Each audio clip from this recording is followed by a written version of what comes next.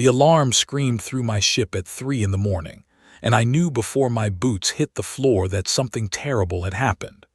I am Commander Elias Voss, captain of the Terran warship Dawnbreaker, and in my 20 years of service, I had never heard that particular alarm tone outside of training drills. It meant a human colony was under attack. I ran to the bridge in my sleep clothes. My first officer, Lieutenant Hollis Grant, turned to me with a face pale as frost. On the main screen, a live feed showed our colony of New Meridian burning. Great lizard-shaped warships of the Vihari Dominion hung in the sky above the settlement, pouring fire onto homes and farms. I watched a school building collapse in real time. Children had been inside that building an hour ago for an evening program. "How long ago did this start?" I asked. 40 minutes, sir," Holly said. His voice cracked. "They came in through a blind spot in our sensor net. We only got the signal because a colonist tied a distress beacon to a weather balloon and pushed it above the atmosphere." A weather balloon. Our people had to use a weather balloon to ask for help. My hands shook, but I kept my voice steady. "How many Vihari ships?" 9 capital ships and about 30 smaller ones," Holly said. "They're not just attacking, Commander. They're landing troops. They're taking people." I felt something cold move through my chest. Slavers. The Vihari were known for it across the galaxy, but they had never dared touch a human colony before, until now. I looked at the faces of my bridge crew, young faces, scared faces, angry faces, good people who had sworn to protect other good people. "Send a priority signal to Earth Command and to the Coalition of Sapient Worlds," I said. "Tell them what we are seeing. Tell them we need immediate help. We are 3 days away from New Meridian at maximum speed. Set course. Go now." The Dawnbreaker leapt into faster-than-light travel. For 3 days I barely slept. I watched the recordings from New Meridian over and over. I memorized the faces of the colonists. A man named Peter Hale who ran the general store. A woman named Margaret Finch who taught music. A little boy named Toby who had won a science prize last month and whose picture had been broadcast across all human space. These were my people. I was going to find every single one of them.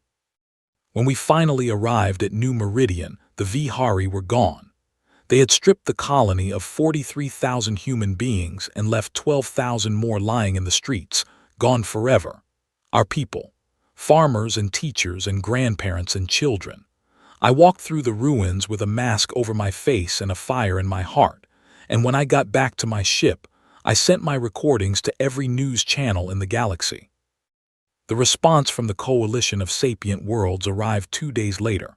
I was ordered to stand down and let the proper channels handle the situation.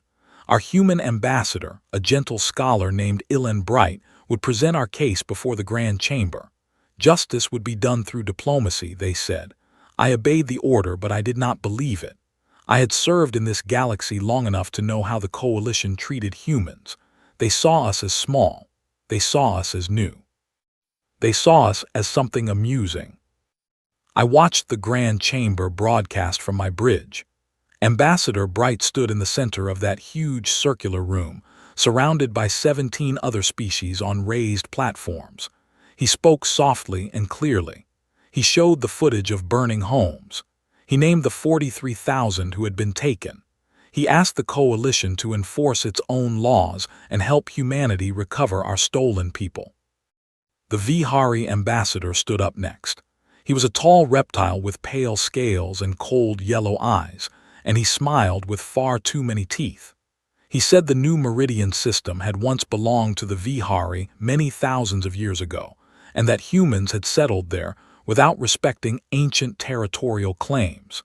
He said what happened was simply the correction of a historical mistake. He said the taken humans would be cared for as workers. I waited for outrage. I waited for the Coalition to rise in fury. Instead, the Skarn delegate yawned. The Taylani representative examined her long claws.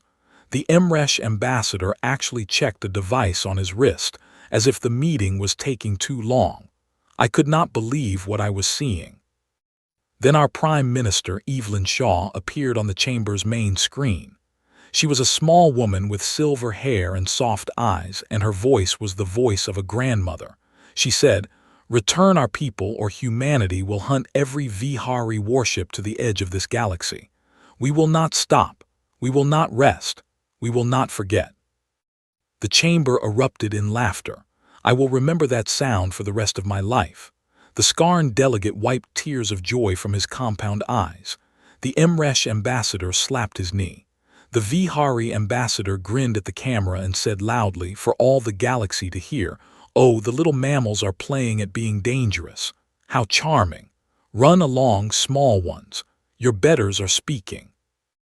Ambassador Bright stood alone in the center of all that laughter. He did not argue. He did not cry. He simply nodded once, gathered his papers, and walked out. The laughter followed him all the way to the door. I turned off the broadcast. My bridge was silent. Lieutenant Hollies looked at me with eyes full of a question he did not dare to ask. I stood up from my chair and walked to the main window and looked out at the stars. Somewhere out there, 43,000 of my people were being held as property. Somewhere out there, a race of tall reptiles was laughing at us. And somewhere out there, the coalition of sapient worlds had just decided that human lives were worth nothing.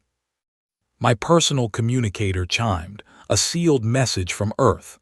I opened it with my thumbprint. It was from Prime Minister Shaw herself. The message was short. "Commander Voss, the coalition has shown us who they are. Now we show them who we are. Operation Blackthorn is authorized. You are given full discretion. Hunt every Vihari warship. Free every human captive. Leave their slaver empire in ruins. The leash is off." I read the message 3 times. Then I closed my eyes and thought about Toby, the little boy who had won the science prize. I thought about Margaret Finch, the music teacher. I thought about Peter Hale, the storekeeper. I thought about how the coalition had laughed while my people screamed. When I opened my eyes, I was not the same man anymore. I was something older, something my species had been for 200,000 years before we ever reached the stars. I was a hunter. I turned to face my crew. They were watching me. They were waiting for me. Every one of them had seen the footage from New Meridian. Every one of them had heard the laughter in the Grand Chamber. Every one of them had someone they loved on a colony somewhere, a colony that could be next. "Listen well," I said. My voice did not shake. "For 12 years we have been the smallest voice at the table. We have been polite. We have been patient. We have been good students of a galaxy that has decided we do not matter. That ends tonight. From this moment on, every Vihari warship is a target. Every slaver ship is a target. Every supply depot, every shipyard, every base. We will not stop until the last human captive is home. Are you with me?" My crew stood as one. Not a word was spoken. They simply stood and they saluted, and their faces told me everything I needed to know. "Set course for Vihari space," I said. "Full stealth, full speed. Hollies, prepare the rail guns and charge the main cannon. We are going hunting." The Dawnbreaker turned her nose toward the darkness and began to move. Somewhere far ahead of us, a lizard empire was still laughing. They had no idea what was coming for them. They had no idea that mammals can be patient, and mammals can be clever, and mammals have been chasing prey across frozen continents and burning deserts since long before writing was invented. They had no idea that they had just given humanity a reason. And reasons for my species have always been enough. 7 days later, we found our first target. A Vihari slaver convoy moved slowly through the Zelith Nebula, 3 warships guarding 6 transport vessels. The transports were heavy with cargo, living cargo. I studied the convoy from a distance of 800,000 kilometers, hidden behind a cloud of ionized gas that scrambled their sensors. "Life signs on the transports?" I asked. Lieutenant Priya Mehta, my sensors officer, nodded slowly. 2,140 human biosignatures, Commander. They're alive, they're weak, but they're alive. My jaw locked. 2,000 of my people right there, within reach. I closed my eyes and breathed in and out. 3 long breaths, the way my father taught me when I was a boy hunting deer in the forests of Montana. Patience now, fury later, patience first. Hollies, I said, prepare the silent approach. No active sensors, no active communications. We drift in on thruster packets only. Priya, I want a full targeting solution on the 3 warships before we announce ourselves. Weapons Officer Chandra, load the rail guns with tungsten slugs and prepare the electronic pulse warheads. We hit all 3 warships in the same second. Aye, Commander, came the answers one after another. We drifted for 6 hours, 6 long, patient hours, closing the distance while the Vihari convoy moved along unaware. I used the time to study their ship patterns. The warships rotated their shield frequencies every 11 minutes, a Vihari tradition that they believed was unpredictable. It was not. Humans had cracked that pattern 3 years ago and never told anyone. Our intelligence services had been saving that card for the right moment. This was the right moment. At range of 20,000 kilometers, I gave the order. The Dawnbreaker dropped her cloaking field. Our rail guns fired 3 times in 1 second, each tungsten slug traveling at a fraction of the speed of light. All 3 Vihari warships lost their shields in the same instant because we hit them during the shield rotation window. A moment later, our electronic pulse warheads scrambled their communications. They could not call for help. They could not warn anyone. They could not even understand what had just happened. One of the warships tried to fire back. Our second volley of rail gun fire disabled its weapons. The other 2 tried to flee. Our main cannon, which we had been charging for the full 6 hours of our silent approach, spoke once. Both ships lost their engines. They drifted, blind and helpless, while my boarding craft launched toward them. My Marines were led by Major Rosa Callaghan, a tall woman from Ireland with a quiet smile and eyes like winter stone. She had trained her boarding teams for 3 years for exactly this kind of work. Zero-gravity combat, tight corridor movement, rescue of hostages without harming them.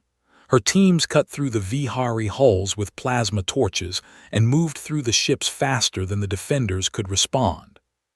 Within 40 minutes, all 3 warships were secured. Within an hour, so were the transport vessels. I came aboard the largest transport myself. I wanted to see. I needed to see. The cargo bay had been turned into a holding pen. 240 humans were packed into a space meant for 60. They were thin. They were dirty. They had marks on their wrists from restraints. They stared at me as I walked in, and I do not know if they recognized the Terran uniform or if they simply saw another armed figure and expected the worst. A little girl stepped forward. She could not have been older than 7. She had dark hair and messy braids and eyes that had seen too much. She looked up at me, and she asked in a small, clear voice, "Are you the monster the lizards warned us about?" I knelt down in my armor so our faces were level. I took off my helmet so she could see me. I smiled at her, and I hoped my smile did not look as tired as I felt. "Yes," I said softly, "I am, but I am your monster now, and I am here to take you home." She did not smile. She did not cry. She just nodded once, very serious, and then she put her small hand on my armored shoulder and said, "Okay, thank you." Behind her, 2,000 humans began to move toward us. Slowly, carefully, not daring to hope. I stood up and opened my arms, and my voice carried through the cargo bay loud and strong. "My name is Commander Elias Voss of the Terran warship Dawnbreaker. You are free, every single one of you. Walk with me. Medical teams are waiting. Food is waiting. Clean water and soft beds and the voices of people who love you. Walk with me now. We are going home." They walked with me. Some of them cried. Some of them held each other up. An older man with a gray beard, who told me his name was Henry Wade, stood very straight and saluted me as he passed, though he had never been a soldier. A young mother carried twin bobbies who had been born in captivity and had never seen a human who was not a prisoner. A teenage boy named Danny carried his little sister on his back because her legs were too weak. I stood there and watched every single one of them pass. I counted 2,140, every single one alive, every single one free. Then I turned back to the Vihari captain, who was being held by two of my Marines. He was a tall reptile with scars on his snout and a fancy gold collar around his neck, the mark of a senior officer. He glared at me with yellow eyes full of pure hatred. "You have made a terrible mistake, mammal," he hissed. "The Dominion will burn your worlds for this." I looked at him for a long moment. Then I walked to the comms station, and I opened every coalition broadcast frequency at once. I wanted the whole galaxy to hear what I was about to say. "This is Commander Elias Voss of the Terran Confederation Navy. Today, 7 days after the Vihari Dominion attacked our colony at New Meridian and took 43,000 of our people, I have recovered 2,140 of them from a slaver convoy in the Zelith Nebula. 3 Vihari warships have been neutralized. 6 slaver transports have been taken. We will now continue hunting. We will not stop until every human captive is home. To the Vihari Dominion I say this simply: you laughed at us. Now we are coming. You run if you wish. We will enjoy the chase." I closed the channel. I turned back to the Vihari captain. "You will live," I told him. "You will go home in an escape pod. You will tell your people what I told them.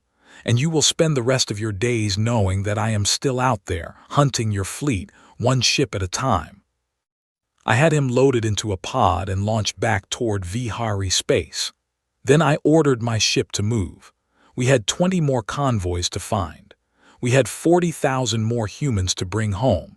And the galaxy, for the first time in its long history, was about to learn what a human hunter looked like when she had been given a reason. The broadcast reached the Coalition Grand Chamber 6 hours later. I was told, by a source I will not name, that no one laughed this time. The Vihari ambassador demanded immediate sanctions against humanity. Ambassador Bright, the gentle scholar, stood up from his small seat in the back of the chamber and walked calmly to the center of the floor. He said only one sentence before he walked out. "You told us the galaxy had rules," Ambassador Bright said quietly. "We are the ones enforcing them now." The chamber was silent as he left. On my bridge, I watched the reports come in from Earth. Our shipyards were building new warships at 3 times the normal rate. Volunteers for the Navy had reached numbers not seen in 100 years. Every human world, from the smallest mining colony to the great cities of Earth itself, had turned toward the war with a single united purpose. Somewhere in South Africa, an old song had been rediscovered and was now played on every human radio station. A song about hunters and prey and the long patience of the human heart. Lieutenant Hollies came to stand beside me. He was a young man, not yet 30, and his hands were still shaking from the battle, but his eyes were clear. "Commander," he said, "we have reports of a second Vihari slaver convoy near the Oran cluster. 1,200 human captives, 4 warships." I nodded slowly.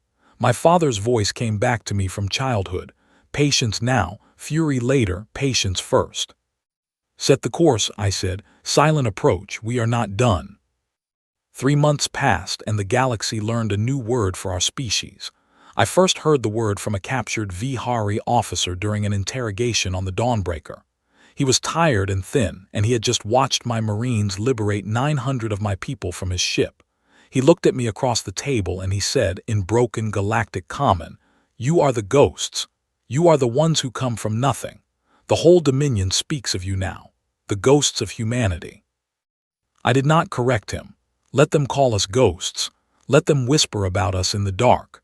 Let fear of us spread through every Vihari ship and outpost in the galaxy, because fear was a weapon and we were using every weapon we had. By that 3rd month, the Dawnbreaker was no longer hunting alone. 12 more human warships had joined me. We called ourselves the Ghost Fleet, a name that the media back on Earth had picked up and run with. Every one of my captains was a volunteer. Every one of my crews had lost someone at New Meridian or at one of the smaller raids that had followed. Every one of them hunted with the same cold patience, I had learned from my father in the forests of Montana. We did not fight the way the Coalition fought. The Coalition had rules of engagement that had been refined over 10,000 years, formal declarations, ritual combat, honor codes between captains, warning shots before main cannon fire. The Vihari knew those rules. The Vihari had built their slaver raids around those rules, using them to give themselves time to escape after every attack. We threw the rules in the trash. We attacked without warning. We never responded to hails. We never accepted surrender offers during battle, though we accepted them after. We used stealth and silence and misdirection. We struck at shipyards in the middle of their repair cycles. We hit supply depots when the guards were changing shifts. We ambushed patrol routes using the shadows of moons and the gravity wells of dead stars. We were not breaking Coalition law because we were not members of the Coalition military.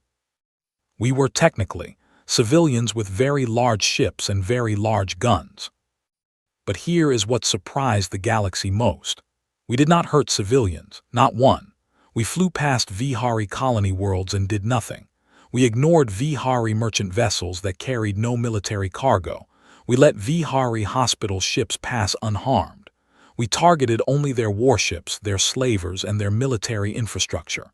This discipline, more than anything else, terrified the other species of the Coalition, because it meant we were not simply angry. It meant we were choosing this. It meant we were in full control. A Tailani spy made contact with me on a neutral trading station in the Kappa system. Her name was Senla, and she was small and gray-furred with huge, intelligent eyes. She sat across from me in a private booth and she said, "My people have suffered under the Vihari for 11 generations.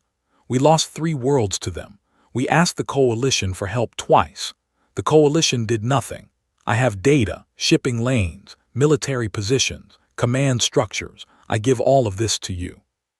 "Why?" I asked her. Senla smiled a sad, small smile. "Because you terrify them, Commander. For the first time in my grandmother's life, the Vihari are afraid. My children may grow up without the fear we all grew up with. This is worth everything to me." I accepted her data. It was genuine. It was complete. It changed our entire campaign overnight. We hit a Vihari shipyard 2 days later and destroyed 11 warships still in dry dock. Other species reached out after that. The Kresh, a race of thin, blue-skinned humanoids, offered us access to their smuggler routes. The Ulani, a silent species of tall beings who communicated through flashes of color, provided us with advanced engine parts. The MMR Tai, who had never spoken publicly against any other species in their 4,000-year history, gave us a list of every Vihari officer involved in slaver operations and their current assignments. The galaxy was quietly taking sides, and more of it was taking ours. The Vihari response was to mass a proper fleet. 40 warships gathered at the Sarin Expanse, a wide, empty region of space with nothing but a massive gas giant and its many moons.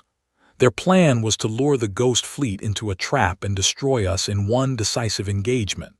Our intelligence, provided by Senla's network, told us everything about their plan. They did not know we knew. I gathered my captains in a secure room on the Dawnbreaker, 13 faces, men and women of every color and background, all wearing the same dark gray uniform. My executive officer Hollis Grant, now promoted to commander of his own ship, the Nightwing. Major Rosa Callaghan, now leading all marine operations across the fleet. Captain Yusuf Odinga of the Silent Shield. Captain Mariko Tanaka of the Longshot. Captain Freya Lindqvist of the Irongill. Captain Patrick Doyle of the Hornstrike. Every one of them had earned their command through combat. I laid out the plan. We would not meet the Vihari fleet head-on. We would go to the Sarin Expanse as they expected, but we would arrive early, and we would hide our ships in the atmosphere of the gas giant, using its storms to mask our signatures. When the Vihari fleet arrived and deployed for battle, we would emerge from the gas giant's storms from directly below them, using the gas giant's gravity well as a slingshot to accelerate our ships to speeds no Vihari weapon could track. "It's never been done," said Captain Doyle. It's been done on paper, I said. Our engineering teams on Earth worked it out 2 years ago. They have been waiting for the right moment. This is the moment. Losses? Asked Captain Tanaka. Unknown, I said. Heavy, probably, but if we win, we end this war in a single battle. If we lose, another fleet will take our place. Earth is building 20 new warships every month now. We are not alone anymore. We are the first wave. We make the most of the moment we have. Every captain nodded. No one spoke. We all knew what was at stake. 5 days later, we were hiding in the storms of the sarin gas giant. Radiation levels were pushing the limits of our shielding. The turbulence was shaking our ships so hard that 3 of my crew sustained injuries just from being thrown around the bridge. But we held. We held for 11 hours. The Vihari fleet arrived on schedule. 40 warships. Their flagship, the massive dreadnought Ruler of Ages, was the largest vessel I had ever seen. It was twice the size of any of my ships. Its main cannon could destroy a planet's surface. The Vihari commander, an admiral named Skeshvan, began broadcasting a challenge across all coalition frequencies, demanding that the Ghost Fleet come and face him in honorable combat. We came, but not the way he expected. The Dawnbreaker punched upward out of the gas giant's storms at 0.3% of the speed of light, and the other 12 ships of the Ghost Fleet rose with her. We came up under the Vihari fleet, from a direction they had not been watching, at speeds their targeting systems could not track in time. Our rail guns fired first. Our electronic pulse warheads fired second. Our main cannons fired third. All of this happened within the first 4 seconds of the engagement. 18 Vihari warships died in those 4 seconds. The rest tried to turn, tried to fire, tried to flee. We were already past them, already repositioning, already firing again. Major Callaghan's boarding pods launched at the disabled ships and her marines took them one by one. Captain Tanaka's longshot, using a new plasma lance weapon developed specifically for this engagement, cut straight through the bow of the dreadnought Ruler of Ages. The great ship did not die in that first cut, but it bled. It bled badly. The battle lasted 97 minutes. When it was over, 31 Vihari warships were destroyed or captured. 9 had surrendered. Admiral Skeshvan himself escaped in a fast courier ship, slipping past our lines in the final minutes. I let him go. I wanted him to return home and tell his people what had happened. I wanted the fear to spread. We had lost 2 ships. The Hornstrike, under Captain Doyle, had taken a direct hit from the Ruler of Ages before the dreadnought fell. 412 of our brothers and sisters were gone, including Captain Patrick Doyle himself, who had stayed at his post until the end, firing his rail guns even as his ship broke apart around him. I ordered the Ghost Fleet to pause its operations. Before we continued the hunt, we would hold a funeral. I gathered my remaining captains on the Dawnbreaker's flight deck, and I read every single name of every single one of our fallen. 412 names. It took me over an hour. I did not rush. I spoke each name clearly. A young pilot named Aiden Carter, a medical officer named Lorraine Ives, an engineer named Gabriel Ortiz, a cook named Beatrice Sung, who had served in the Navy for 41 years and had been 6 months from retirement. I spoke them all. My crew wept openly. Some fell to their knees. A captured Vihari officer standing at the back of the flight deck under guard watched with complete confusion. When the ceremony was over, he asked to speak with me. I agreed. "Why do you mourn so much?" he asked. "They were soldiers. They died in battle. This is the correct end for a warrior." I looked at him for a long moment. I thought about how to explain it. "Every human life matters to us," I finally said. "Every single one. That is why we came for our stolen people. That is why we mourn our fallen with every breath we have. That is why you will lose this war, because you think lives are cheap, and we know they are not."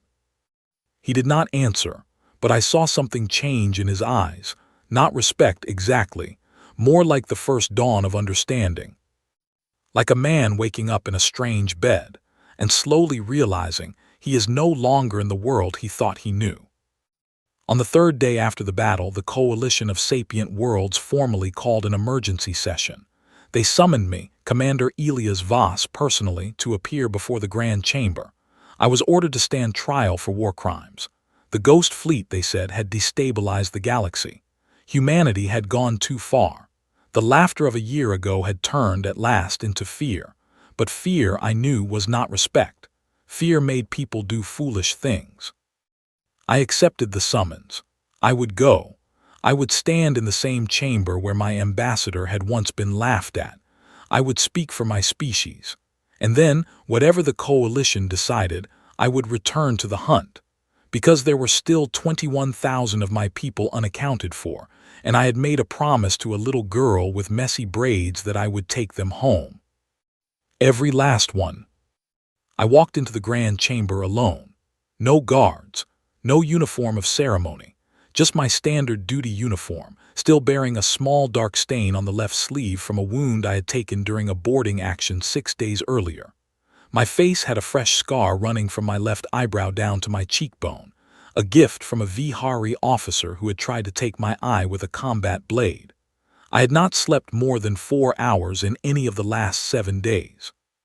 I probably looked like a man who had walked out of a nightmare. Good, let them see what they had created. The chamber was packed. Every one of the 17 member species had sent their highest-ranking representative. The galleries above were full of diplomats, military officers, journalists, and observers from every corner of coalition space. Broadcast cameras pointed at me from every angle. This trial would be watched by billions of beings across 1,000 worlds. I walked to the center of the floor, the same place where Ambassador Ilan Bright had stood a year ago and been laughed at. I stopped and I turned slowly, looking at every face in the room. The Skarn delegate who had wiped tears of joy from his compound eyes, the Emresh ambassador who had slapped his own knee with laughter, the Taylani representative who had examined her claws, and the Vihari ambassador, Thethkar, who had called us amusing mammals. None of them were laughing now. Thethkar would not meet my eyes. The chamber speaker, a tall crystalline being called a Lorandi, raised his voice. Commander Elias Voss of the Terran Confederation, you stand accused before this body of unauthorized military action, of destabilizing coalition territory, of operating outside the laws of civilized engagement, and of creating fear among member species. How do you answer these charges? I was supposed to offer a legal defense. I had prepared one. My government's lawyers had worked for 2 weeks to write it. It was a masterpiece of diplomatic argument. It cited 17 different coalition precedents and 4,000 years of interspecies law. I set the papers down on the speaker's podium without reading from them. I will not defend myself with your laws, I said. My voice was quiet, but the chamber's sound system carried it to every seat and every camera. Your laws failed my people. Your laws watched while 43,000 humans were taken from their homes. Your laws sat silent while our children were put in cages. Your laws laughed when we asked for help. So I will not hide behind your laws today. I will speak with the only language your chamber has ever truly respected, the truth. The silence was complete. A year ago, I sat on my bridge and watched a Vihari warship stand over a burning school on my colony. There were children inside that school. I watched my ambassador come here to this very floor and ask you for help. He did not ask for revenge. He did not ask for war. He asked you to enforce your own laws against a raid that even your own treaties called a crime, and you laughed at him, every one of you. You laughed, and you went back to your drinks, and you decided that human lives were not worth the inconvenience of action. I turned slowly, letting my eyes pass across each face. I want you to understand something. We heard that laughter. Every human being on every human world heard it. Children heard it. Grandmothers heard it. Farmers and factory workers and teachers and soldiers and poets, all of us. We heard what you truly thought of us, and we made a decision together as one species. We decided that we would never again be the small ones at the back of the room. We decided that we would never again ask for protection from beings who found our deaths amusing. We decided that we would be our own protection, from this day forward, and for all days to come. I paused, I looked at Thethkar, he still would not meet my eyes. So yes, I have hunted Vihari warships. I have hunted them in their own space. I have destroyed their shipyards and their supply depots and their slaver fleets. I have freed 31,000 of my people, and I will not rest until the last 12,000 are home. I have done all of this, and I would do it 100 times more. And here is the part that will matter most to this chamber, so listen carefully. I have done all of this without harming a single civilian. Not one. Not a Vihari farmer, not a Vihari child, not a Vihari merchant or teacher or elder. You may check the records. I invite you to, because humanity is not the monster you called us in your laughter. Humanity is what you should have been. Humanity is the enforcement of the laws you wrote and then abandoned. A murmur began in the galleries above. I let it grow for a moment before I continued. Now you call me here to stand trial. Fine. I am standing. Look at me. Look at every scar I carry. Look at the dust of 100 battles on my boots. I am here because my government ordered me to come, and I obey my government. But understand this clearly, every one of you. When this trial ends, I am going back. I will continue the hunt. If you imprison me, another will take my place. If you imprison her, another will take hers. Humanity has no shortage of hunters. We never have. We have been apex predators on our world for 200,000 years. We have followed prey across frozen continents, across deserts, across mountain ranges that would break your bones to cross.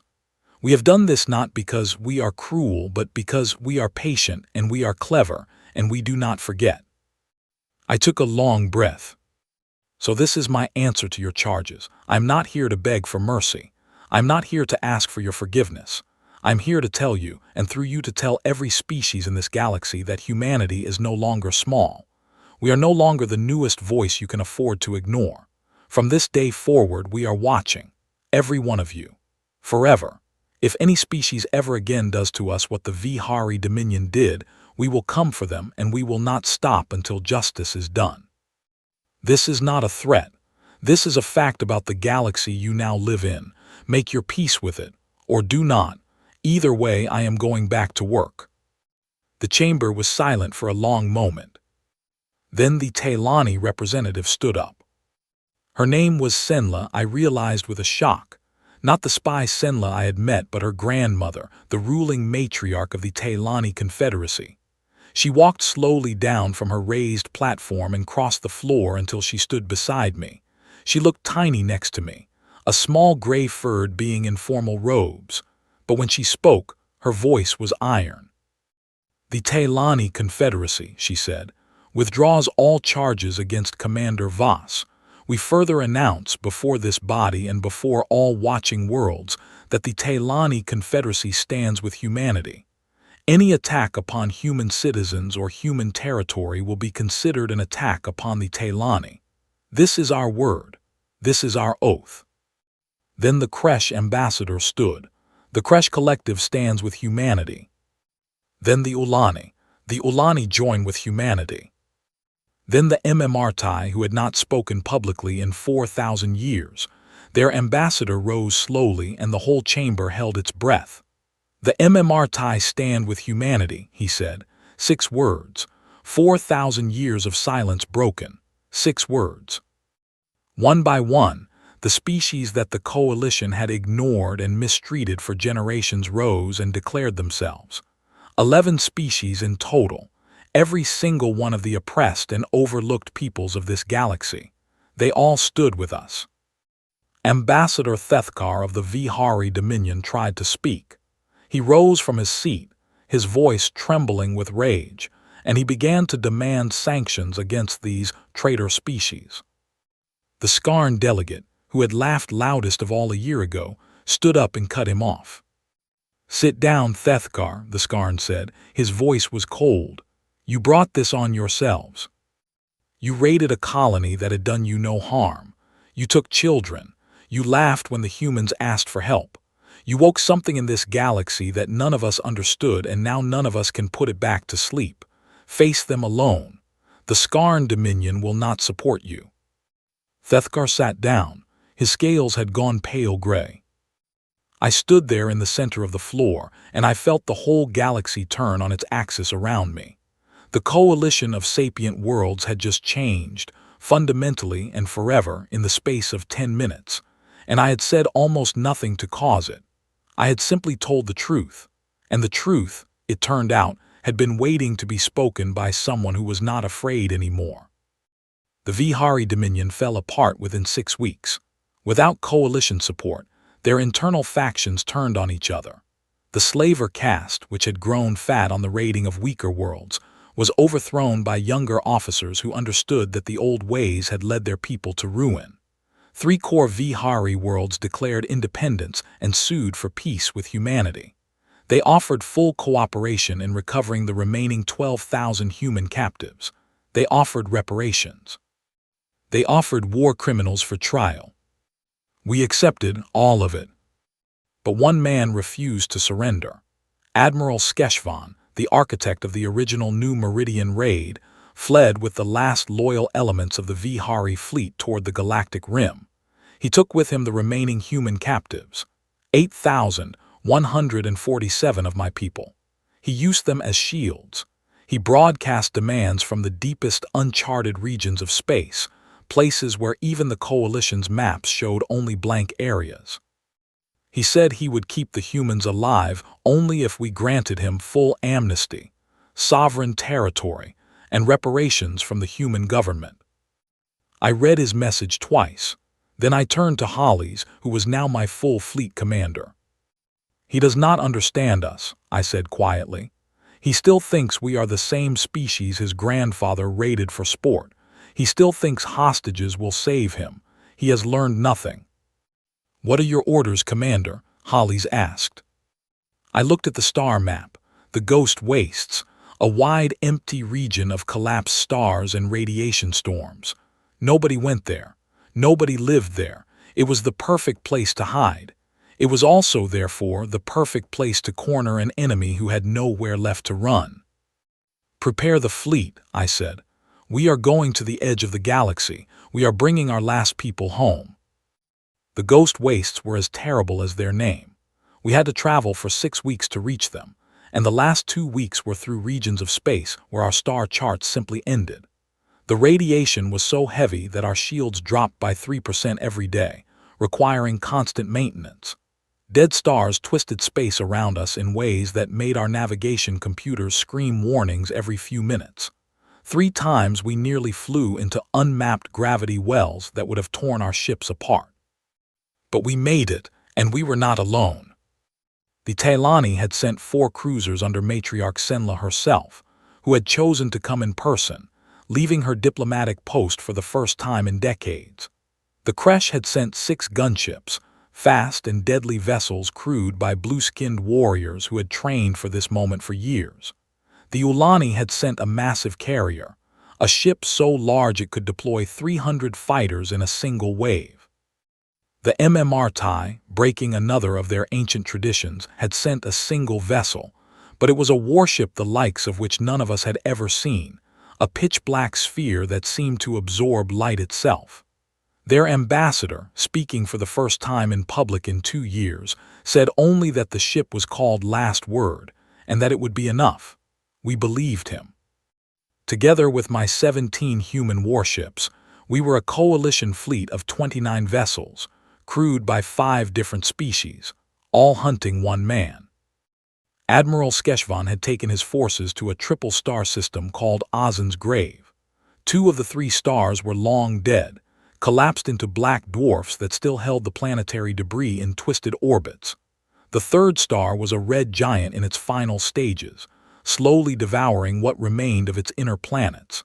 Skeshvan had hidden his fleet behind the red giant, using its immense mass and its constant flares to mask his ships from sensors. He had 22 warships remaining, including his own flagship, the battered dreadnought Ruler of Ages, which had limped away from Sarin Expanse half dead and had been repaired in secret. He thought we could not find him. He was wrong. The MMRTI had sensors we did not fully understand. Their ambassador simply gave us the coordinates. I called a council of captains aboard the Dawnbreaker. 29 commanders from 5 species gathered in a single room, listening through translation devices to my voice. I laid out the plan. Skeshvan will execute the hostages the moment he believes he has lost. That is his nature. That is what he has promised. So our standard tactics do not apply. We cannot simply engage his fleet and destroy it. We must do 2 things at the same time. We must engage his fleet so completely that he cannot give the order to his hostage guards. And we must board his flagship directly in the same moment and take the hostages before any order can reach them. Impossible, said one of the Kresh captains, a scarred warrior named Veth. Extremely difficult, I agreed. Not impossible. Major Rosa Callaghan of my Marines has spent 10 weeks planning for this. Major Callaghan, please explain. Rosa stood. She was tall and thin, with her red hair cut short and her eyes sharp as blades. She laid out the plan with the calm of a woman describing a walk in a garden. We will deploy 70 stealth boarding pods, 72 hours before the main fleet engagement, she said. The pods will travel cold, with no active systems, using only pre-calculated drift trajectories. They will arrive at the flagship's hull from the direction of the Red Giant, using the star's radiation to mask their approach. Each pod contains 8 Marines.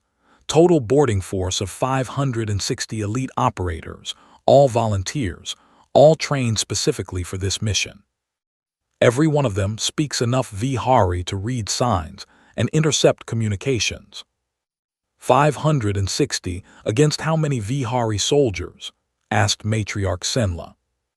Approximately 3,000 aboard the flagship, Rosa said calmly. We are not there to fight them all. We are there to secure the hostage areas and hold them. While we do that, the fleet outside will engage Skeshvan's warships. If the fleet wins, we evacuate the hostages. If the fleet loses, we hold the hostage areas until the fleet wins, however long that takes. And if the fleet does not win? Asked Veth. Rosa smiled. It was not a comforting smile. Then we hold until we cannot hold anymore, and we take as many Vihari with us as the galaxy can afford to lose. Nobody spoke for a long moment. Then Matriarch Senla stood. I will lead the Taylani cruisers personally, she said. I have been a diplomat for 60 years. Today I remember that my grandmother was a warrior. This is a fitting way to complete a long life. One by one, the other commanders committed. The plan was accepted. Rosa's boarding pods launched 72 hours before the engagement began. I could not speak to them during those 3 days. They had to remain completely silent. They drifted through the radiation of the Red Giant, 560 people holding their breath in tiny coffins of metal and hope, moving at speeds so slow that they barely registered as motion at all. The boarding pods were the most vulnerable element of the operation. If Skeshvan detected them, they would die in an instant, and the hostages would die shortly after. For 3 days, I did not sleep. I sat on my bridge and I waited and I counted the minutes. At hour 71 and 47 minutes, Rosa sent a single coded signal. A quick burst of static on a frequency nobody was watching. It meant one thing. They were attached to the flagship's hull. They were ready to cut their way in. I gave the order. The coalition fleet emerged from behind the nearest black dwarf at full combat speed. We opened fire before Skeshvan's sensors could even finish identifying us. The first Vihari warship died in 7 seconds, the second in 12. By the end of the first minute, 4 Vihari ships were destroyed and the rest were scrambling to form battle lines. Skeshvan himself came on all frequencies, screaming. He threatened to execute the hostages. He demanded we stand down or he would give the order. I did not respond. I knew Rosa had already reached the hostage areas. I knew her Marines were already in position. Every second Skeshvan spent screaming at me was a second. He was not actually giving the order. My silence was a weapon. The battle outside raged for 40 minutes. It was the largest fleet engagement of the entire war. The Vihari fought harder than they had ever fought before because this time they were truly cornered. They had nowhere to run. They destroyed 3 of our ships. One of them was the Silent Shield, Captain Yusuf Odinga's ship. Another was the Longshot, Captain Mariko Tanaka's ship. The third was a Kresh gunship whose name I did not know at the time, but I learned later. 47 people aboard, all of them hunters like us. But we destroyed 19 Vihari ships in that same time. Admiral Skeshvan's fleet was broken. His flagship, the Ruler of Ages, was the last vessel still fighting. And inside that flagship, Rosa Callaghan and her Marines were closing on him. I watched the internal battle through helmet cameras patched into our secure feed. Rosa's teams had secured all 12 hostage areas within the first 20 minutes of the engagement. She had lost 19 Marines. Every single hostage was alive. 7,994 of my people, crammed into cargo bays and prisoner cells, suddenly protected by the most elite soldiers humanity had ever trained. But 153 humans had already died. The Vihari guards had started executions the moment the main battle began, before Rosa's teams could reach all the holding areas. 153 of my people. I logged every name later. I read every name during the memorial. I remember every name still. Rosa then moved her teams toward the bridge.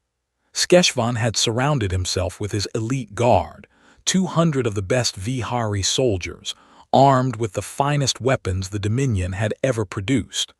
Rosa had 140 Marines left who were not protecting hostages. She took the bridge in 37 minutes. When it was over, Skeshvan himself was dragged to the bridge floor. He was still alive. He was unharmed physically. He had been disarmed. Rosa put him on his knees and put a restraint on his throat. Then she called me. I came aboard the Ruler of Ages. I walked through corridors still smoking from plasma fire.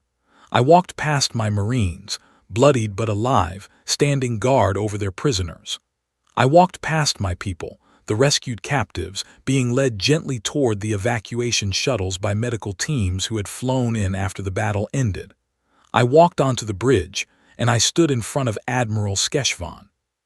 He looked up at me. He was old, older than I had realized. His scales had begun to gray at the edges. His eyes, however, still burned with hatred. "You think you have won," he hissed in broken galactic common. "You think this is the end. Others will come for your species. Your victory is temporary. Your kind will be hunted across the stars for generations." I looked at him for a long moment. I thought about a little girl with messy braids who had asked me if I was the monster the lizards warned her about. I thought about Peter Hale, the storekeeper. I thought about Margaret Finch, the music teacher. I thought about Toby, the little boy who had won the science prize, whose body we had finally identified 2 weeks ago in a mass holding pen on a forgotten moon. I thought about my people, all of them, the living and the lost.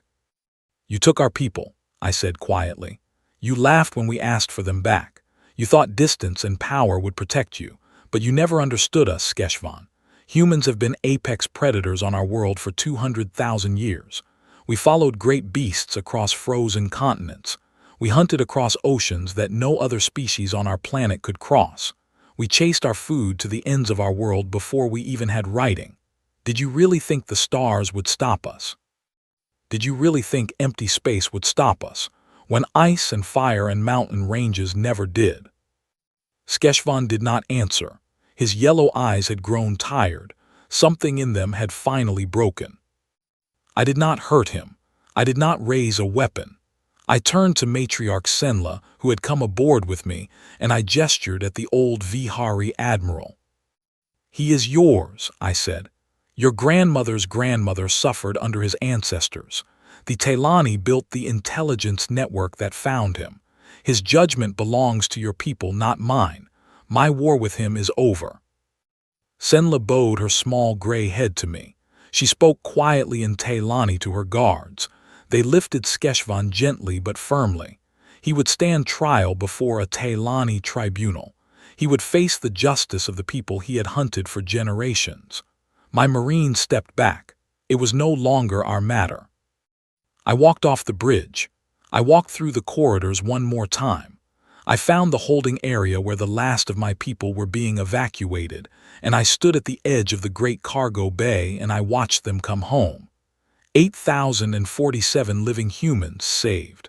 153 lost forever. A young woman walked up to me. She was perhaps 17 or 18 years old.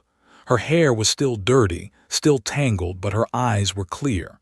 She stopped in front of me and she looked up, and I realized with a start that I knew her. "It's you," I said softly. "The little girl from the first ship, from Zelith Nebula." "My name is Ava," she said. Her voice was calm and steady. "I was 7 years old when you came for me. I am 17 now. I kept count of every day you were hunting, every day."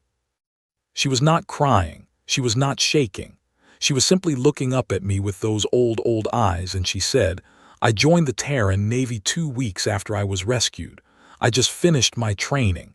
I am an officer now. I am going to hunt, Commander. I am going to hunt like you hunted. For the rest of my life, I am going to make sure nobody ever laughs at us again." I knelt down, the way I had knelt down 10 years ago on a slaver ship in the Zelith Nebula. I took off my hat and I looked her in the eye. "Then you are my daughter, Ava," I said, "and you are my sister, and you are the best of what we are." She saluted me. I saluted her back. She walked onto the evacuation shuttle with her head held high, and I watched her go, and I understood then that my war was truly over, because I had not saved her alone. I had been saved by her just as much, by her courage, by her promise, by her willingness to carry forward what my generation had started. We returned home through stars that no longer seemed cold. We passed through systems where Telani children waved at our ships as we flew by, where Kresh warriors saluted us from their stations, where Ulani flashed colors of welcome and MMR-TIE ships dipped their lights in greeting. The galaxy had changed. The coalition had reformed itself. New laws had been written in the months while we had been hunting. No species would ever again be preyed upon without consequence. No raid would go unanswered. Every member world of the new coalition was bound by blood and by oath to the defense of every other. Humanity had been offered a seat on the new ruling council, and we had accepted it. My government had chosen Ambassador Ilan Bright, the gentle scholar who had stood alone in a laughing chamber 1,000 years ago, to represent us. I was told he sat now at the central table, and that no one ever interrupted him when he spoke. I myself retired from active service. I did not want a council seat. I did not want a medal. I wanted to go home. I bought a small farm in Montana in the same forest where my father had taught me to hunt. I raised goats. I grew apples. I fished in a cold, clear river. I lived quietly the way my grandfather had lived, the way all human hunters had lived between hunts for 100,000 generations. I read books.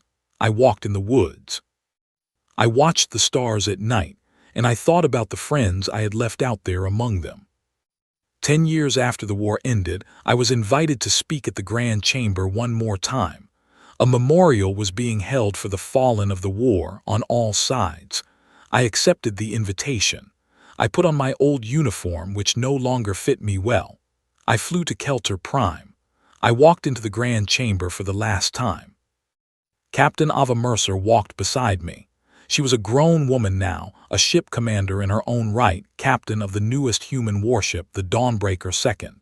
She had served in the Navy for more than a decade. She had hunted slavers across 3 star systems. She had freed thousands. Her crew worshipped her. She was in every way my daughter in spirit, if not in blood. She looked at the assembled delegates as we walked down the central aisle. Every species that had once laughed at us was there. Their old representatives had all retired or moved on. The new faces looked at me with something that was not fear, exactly.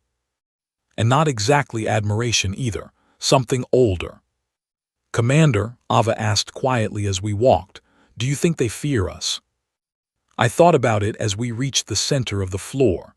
I looked up at the high seats, at the cameras, at the billions of beings watching across 1,000 worlds.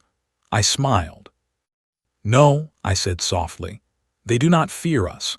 Fear fades, Ava. Fear is a small emotion. What they feel now is something far older, something that lives in the bones of every prey species that ever watched a predator step out of the dark. I looked at her, at this young woman who had been a starving child in a cargo bay, at this daughter of humanity who would carry us forward. They respect us, I said, and they always will, because they remember what happened the last time they laughed. She nodded slowly. She understood. She would teach others to understand. We stood together, the old hunter and the new, in the center of the galaxy that had once called us small. And somewhere far away, the stars kept turning, the way they always had, and the way they always would. For as long as there were humans to watch them. The end.